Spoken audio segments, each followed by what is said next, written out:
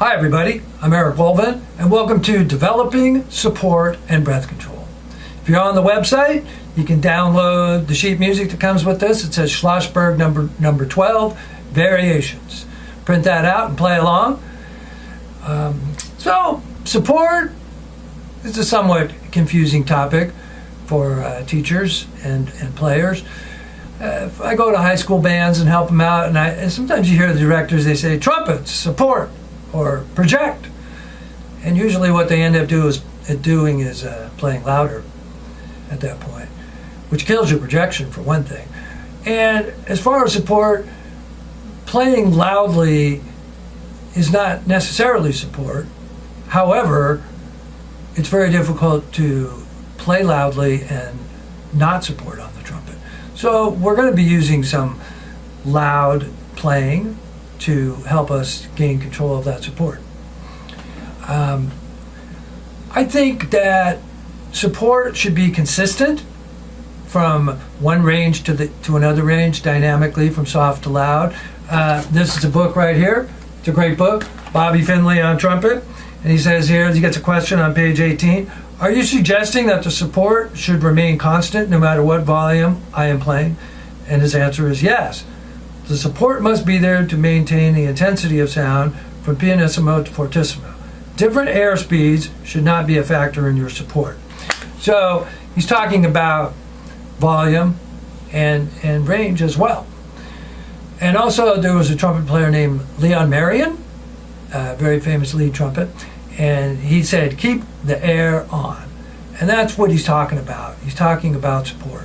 That support should always be the same. Now, it doesn't matter if you take a big breath or a small breath. I always take the same breath, but some teachers, they like to teach that you take a smaller breath if you're playing less. That's okay. The support should be the same. It should be consistent. Now, one of my sayings, and you can quote me, is awareness leads to control. And this is true of all the aspects of playing the instrument. Breath and tongue levels, embouchure. The more that we're aware of what's going on, the more control we will develop. And through that, we develop our efficiency. So we're ready for the first exercise, which is 12A, which really isn't Schlossberg 12. It's actually a variation on Schlossberg 9. And if you don't have a Schlossberg, here's a Schlossberg. Get yourself a Schlossberg. All right. So what we're going to do here, it starts on G and then we slow down to C.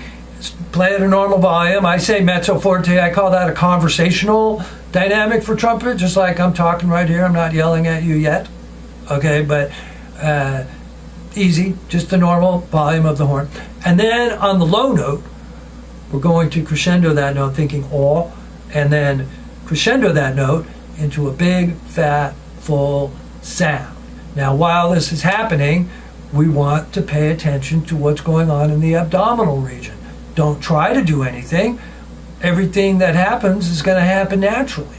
Just pay attention to what's going on down there and be aware of that feeling that you get when you start putting more air through the horn.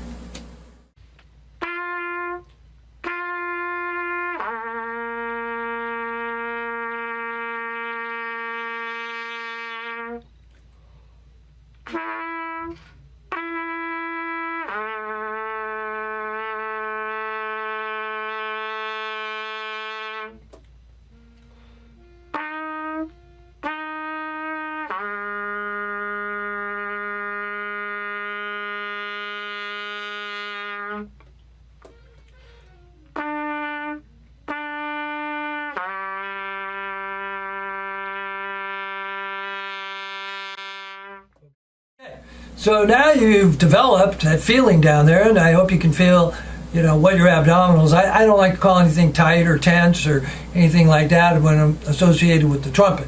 But what I like to say is those muscles become engaged, and they're working, and they're kind of helping. They're pushing the air. They're supporting the lungs. Your lungs are like balloons, and that's the muscles that push that air out and keep it going. Okay, and people use the word compression, and this is compression. Support leads to compression. I'll discuss that more in the next video. All right, so now we're ready for B, line number B, 12B. And this is the original exercise as it appeared in Schlossberg, and I'll put the original Schlossberg up on the screen. And I mean, this is probably the first exercise ever written for trumpet. It's just C, G, C, right? No, it's not. It's got a D crescendo on it. Now, the Schlossberg book, he doesn't have a lot of, in fact, there's no instructions. Okay, it was put together after his death. So he didn't really write the book. It's just a collection of exercises that he wrote. So there's no instruction here. My interpretation of this is what we're doing here. All right. So you're going to start with that fat note, and then you're going to decrescendo as you go up. And it's what I call, these are reverse dynamics. We're taught in playing trumpet, get louder as you go higher. Well, Schlossberg was smart. These reverse dynamics are going to help you feel what that support is. So on the low note, you're going to play it full and forte just like you did in the first exercise. That's kind of your foundation for what comes next, is that you're going to play softer but keep that support on the whole time. And it works. Try it. Here's my student demonstrating it.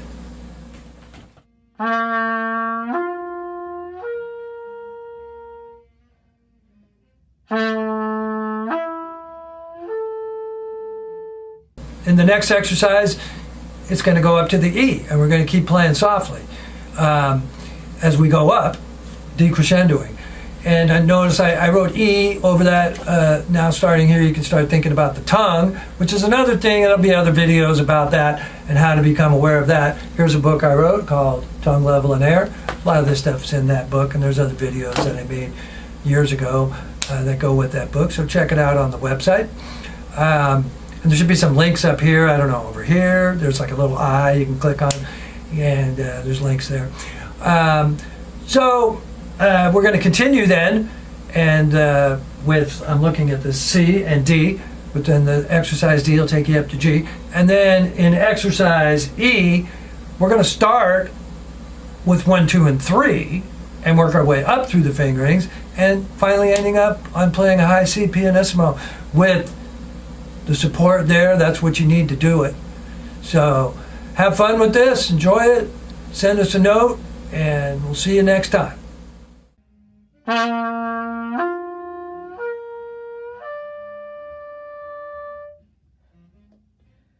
Uh-huh.